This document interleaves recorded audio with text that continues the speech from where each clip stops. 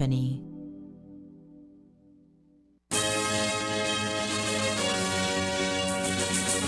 Tonight on Ctv3 News, police investigate home invasion death of real estate agent Ulrich Lyndon Willoughby in Vanilla Hill. KHMHA reaffirms commitment to fair negotiation and support ex gratia payment for staff. And Belize Tax Service issues warning to tax defaulters and prepares legal action to enforce compliance. These are some of the stories we have for you tonight in our newscast for Monday, June 23rd, 2025.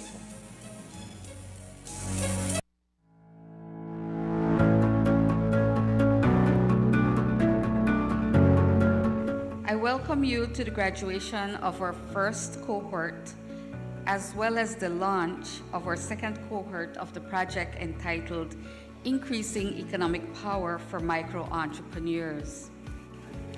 Through this bilateral collaboration, the Women's Empowerment Project, over the past 4 years, we have witnessed numerous women entrepreneurs making significant strides and fulfilling their potential.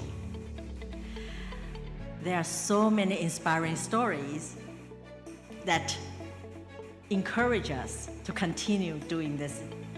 We can celebrate 74 women that will graduate from round 1 of our ministry's Increasing Economic Power for Micro-Entrepreneurs project, and at the same time we're welcoming an additional 60 women entrepreneurs who will participate in round 2. To the women here today, you are the brains, you are the hearts and the hands of this initiative, and you are the reason why we are here. Let this be a reminder that your voice matters, that your work matters, and that your economic empowerment is a national priority.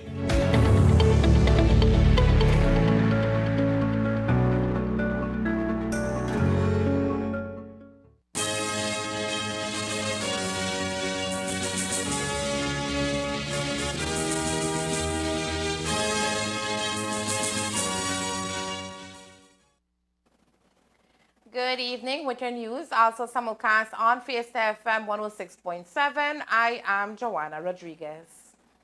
Police are investigating the death of a 60-year-old man who was killed during a home invasion in the Vanilla Hill area along Bullet Tree Road over the weekend. The incident happened on Sunday night at the residence of the victim, who has been identified as Ulrich Lyndon Willoughby, a real estate agent. Officers were called to the scene around 7:45 p.m. and found Willoughby lying motionless inside his home. At the scene, investigators discovered 3 expended 9mm shells. Investigation so far indicates that Willoughby's killer may have gained access to the home through a front veranda. On Tuesday, 16 June 2025, a 20-year-old female visited the Orange Walk police station. These brothers aren't related, No.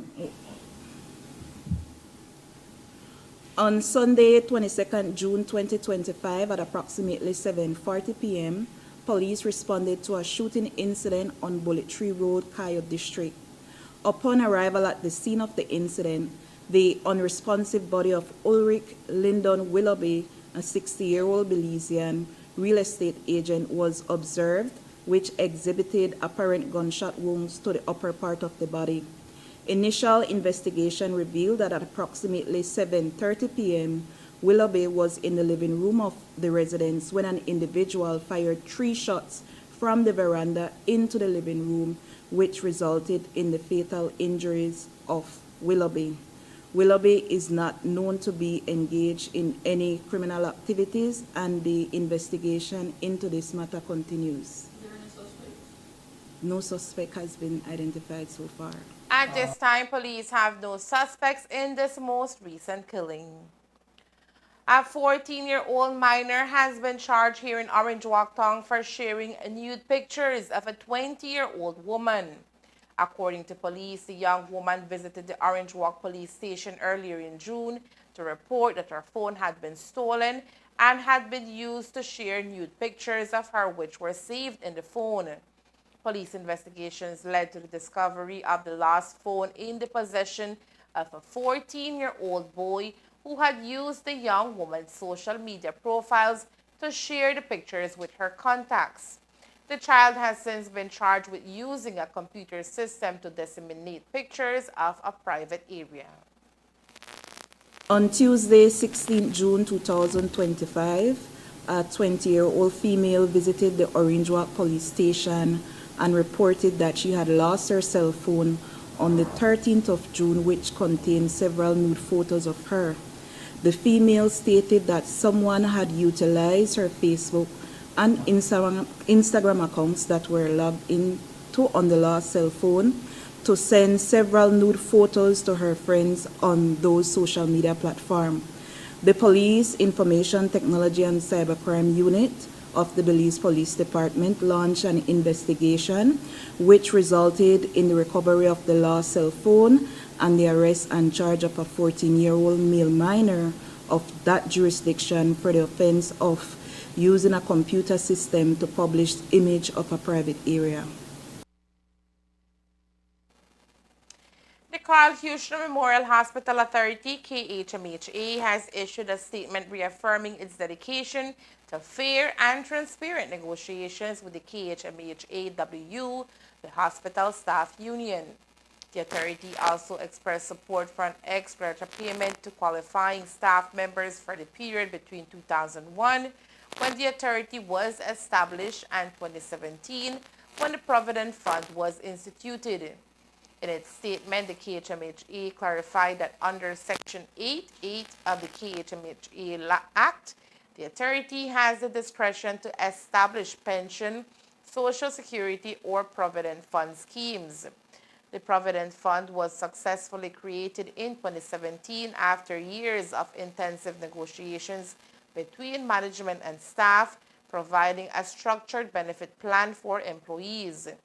The proposal presented by the KHMHA negotiating team and detailed a letter dated June 20, 2025, seeks to offer an ex-gratia payment to staff members who were employed during the specified period. The agreed upon sums will be payable upon retirement, resignation, or release, and are intended to serve as an additional benefit alongside other entitlements accrued during employment, such as severance pay, Social Security benefits, vacation days, and contributions to the Provident Fund. Currently, hospital staff enjoy a comprehensive benefits package including discounts on hospital services, free medical care, access to the staff clinic, which also serves their families, group health insurance, meals, study leave, night transportation, various allowances, and access to annual staff loans under concessionary terms. The authority also addressed the request for a pension, noting that employees hired independently by the KHMHA do not qualify for pensions under the Pensions Act. Typically, pensions are reserved for public officers retiring from the public service, with payments made by the government of Belize. As such, the KHMHA clarified that it cannot provide pension benefits to these employees.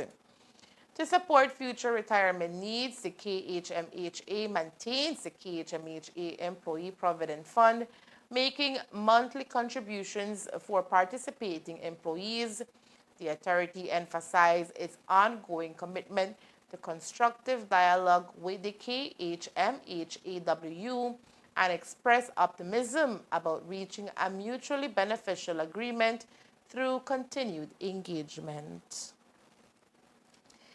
Emerilina, 19, and DeAndre McCoy, 33, were granted bail last week in the sum of $5,000 each after spending over 90 days on remand for their alleged involvement in a March 3rd armed robbery targeting Western Dairies Limited.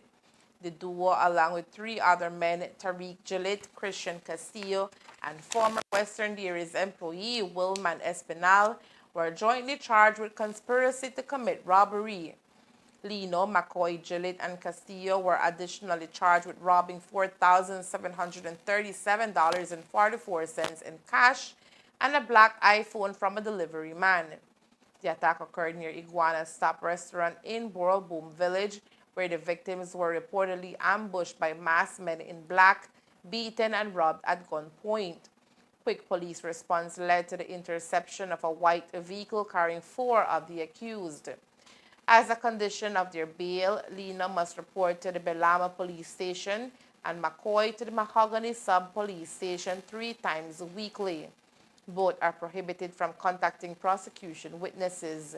The case is set to return to court on July 28, 2025. Coming up next, 5 contestants count down to big night at Miss Belize 2025. Stay tuned. On the pitch, we play as a team. Off the field, we protect ourselves. Vaccine save lives. Measles doesn't just affect one child, it spreads fast, disrupts learning, friendships, and irreplaceable moments. I work with my hands, but this message comes from my heart. Protect your family. You might have seen me on social media before, but have you seen measles? Trust me, we don't want to. Protect yourself. I've been a practicing pediatrician in Belize for the last 20 years. And through that entire time, they have never seen measles as a disease in our country. To the parents who have vaccinated their children, excellent. You have nothing to worry about. To the ones who are thinking about it, please get it done as soon as possible. Vaccination do save lives.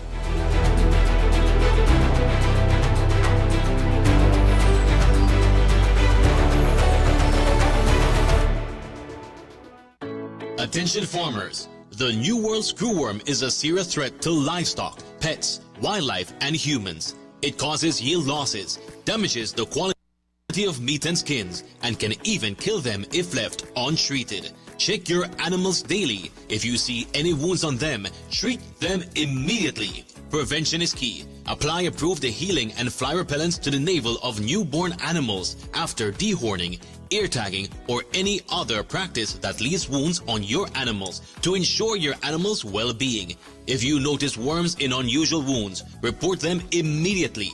Call Baja at 824-4872 or text or WhatsApp 670-7003 or call your nearest Ministry of Agriculture office. And don't forget, never transport or receive animals with injuries. Together, we will prevent the spread of this dangerous disease. This message was brought to you by Baja, OIRSA, AICA, USDA, and the Ministry of Agriculture, Food Security, and Enterprise. The Belize Tax Service Department has issued a final notice to tax defaulters across the country.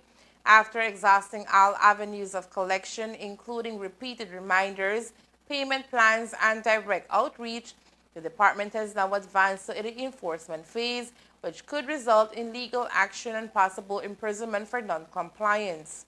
The list of tax defaulters includes individuals and businesses who have various pending amounts due to the tax service, the largest being an incredible amount of over $8 million. Those featured on the list, according to the department, remain uncompliant despite ongoing efforts to encourage settlement of their outstanding obligations. The department noted that these continued defaults directly impact the nation's revenue. It's important for me to cite the legislation. This action is fully grounded in Section 64A of the TAPA, the Tax Administration and Procedure Act, where it empowers the Director General to publish notices like these in the Gazette or in the newspaper on our website. So it's in the law. This notice actually serves as a final call to those who have remained delinquent in the payment of taxes. The objective here, and I know there's a lot being said, but the objective here is not really to embarrass everyone or embarrass anyone, but to reinforce, I believe, the message that the tax obligation do not just disappear if you don't pay it. Taxes, as you rightly know, fund critical service within our public service. So it is unfair. It places unfair burden on others that actually do pay their taxes. So it's important that everyone pays their taxes. So this list comprises of individuals and businesses who we, the Belize Tax Service, have attempted to work with. The enforcement measures now underway include the issuance of court summons, garnishment of wages, seizure of assets, and where necessary, the pursuit of criminal charges that can lead to fines and imprisonment under Belize's tax laws. All right, so this is the first step of our enforcement action, because going further, in accordance with the TAPA, when publication has not resulted in compliance, because this is to asking them to please comply with us, we will then move to the next set of legal enforcement measures. That includes issuing of warrants to level goods and assets, placing lien on their property, and where applicable, we'll pursue further legal action which can lead to imprisonment. We don't want to go there. So the TAPA provides for several enforcement action that we can now take, and we are now using these measures to get people to comply and pay the taxes that they are supposed to pay.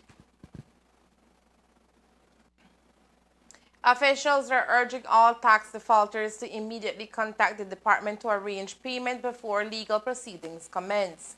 The department says it remains willing to work with taxpayers who come forward voluntarily, but will show zero tolerance for those who continue to ignore their obligations. There are others who will follow, but what we do, as I said earlier, we try to reach out to these persons. We try to encourage them to come in, make a payment arrangement, try to work with the department. We are willing to work with them in whichever way they can pay their taxes off. So some of them have come in, they made payment arrangements, but then they default without telling us, and then when you try to reach them, you get no response. So there are others that we are presently in the, if you want to say, the discussion stage of how they are able to pay their taxes. And so if they don't commit to anything, or they make a commitment and default, then this process will also follow. This move serves as a strong signal from the department that tax compliance is not optional and that legal mechanisms will be fully utilized to uphold the integrity of the tax system. The much-anticipated Miss Belize 2025 pageant will be taking place on Saturday, June 28 at the Belize Civic Center. Following weeks of preparations, the 5 contestants vying for the crown this year are ready for the big day. Today, this year's contestants officially began the 5-day countdown to the big day with an official presentation to the media. Returning as the second year after a big rebranding of the Miss Universe pageant in Belize, this year the organization is looking to elevate the competition to yet another level. Halima was absolutely amazing. We went into it saying that we wanted to elevate pageantry, and she met our expectation, if not exceeded it. She went ahead and she partnered with UNICEF with her advocacy. She became a champion for children, for health and wellness across Belize. She also did her absolute best at Miss Universe. We got a lot of traction while at Miss Universe with the media. And of course, her looks were one of the most talked about looks at Miss Universe. And I am just incredibly proud. I haven't even begun to think about the fact that she's not going to be our queen, but she will always be our first queen and a forever queen now. I don't think that it makes it easy. I think that it opens up the opportunity for me to really refine every single skill I can in the ladies, and make sure that they know that this crown, it's going to come down to a very minor grievance that will cost you the crown. So they have to be on it. They have to cross their T's and dot their I's. They have to be very intentional with executing their plan of action to vie for that crown and win it eventually on Saturday. So it's not that it's easy. I think it's harder. There's a lot more expectation this year. It's a lot more critical.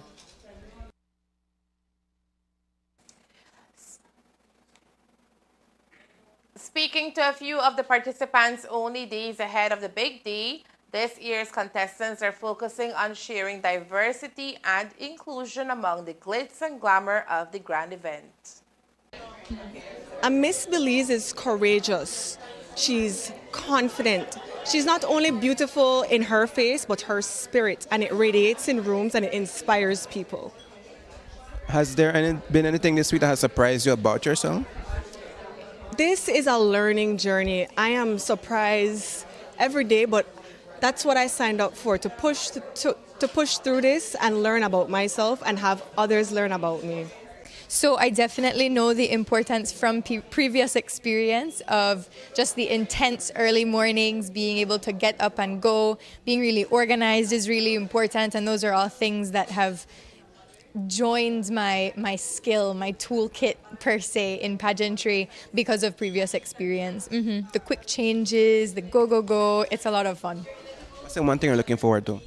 Being on stage. I love being on stage. I don't necessarily like when all attention is on me, but I love being in the spotlight. And I know that sounds like a contradiction, but it makes sense in my brain. So being on stage. I think this prepares us for the big stage at Miss Universe in Thailand. During that time, it's very busy with different activities as well as meet and greets. So I'm very excited for this week. I feel prepared, I'm ready to have fun and put out my hard work. And you're representing a small location. How being a village girl helps you? Being a village girl instills the humility and keeps me grounded, because what I see every single day when I walk outside of my house reminds me that I am fighting for something greater than me. And I just love being a village girl, so everything about that is amazing. Okay, good morning. For the record, can we get your name, please? Hi, good morning. My name is Monisha Hyde, and I am representing the capital, Belmopan. I am 25 years old, and I'm 5 foot 6 inches. My platform is focused on healing beyond the hurt, breaking barriers through health, education, and gun violence prevention. Okay, so what's one thing you've learned about yourself during this experience?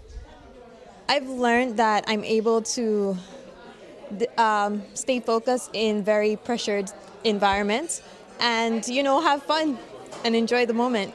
So what's one thing you're looking forward to this week?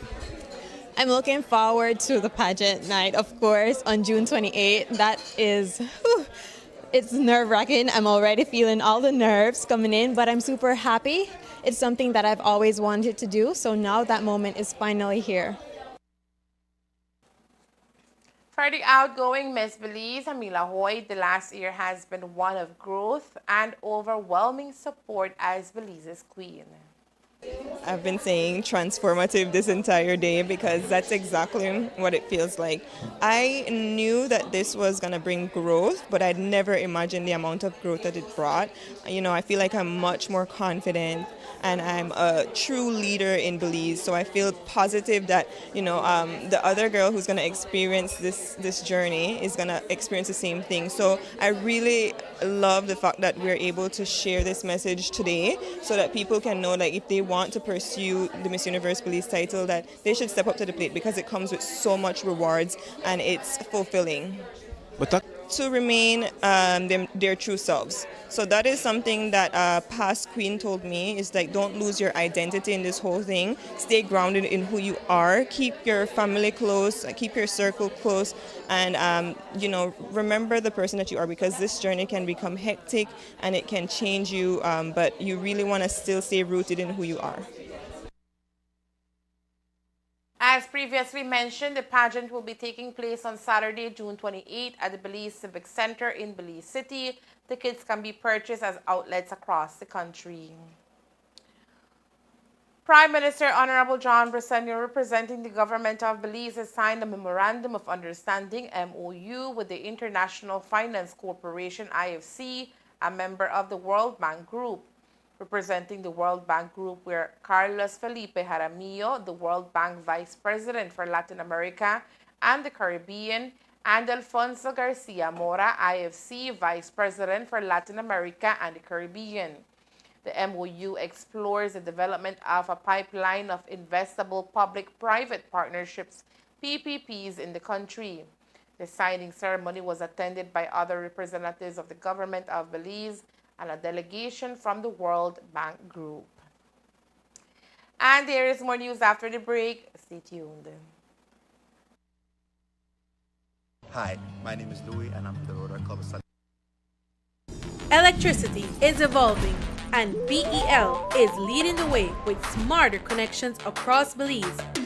Meet AMI, Advanced Metering Infrastructure. It's not just a meter, it's a smarter way to manage power. Smart meters record your energy use in real time and securely send the data to BEL. Key customer benefits include real-time insights into energy usage, improved home energy planning, integration of solar, battery, and EV technologies, and innovative customer service solutions. Get ready! AMI is coming soon to municipalities across Belize, including the Keys, to give you more control and reliability.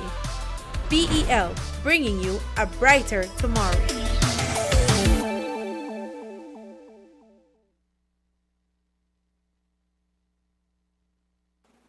The Ministry of Health and Wellness, in partnership with the Special Envoy for the Development of Families and Children, the Belize Cancer Society, UNICEF, and Dr. Shanidina, breast surgeon and trainer, announces the introduction of point-of-care triage breast ultrasound training.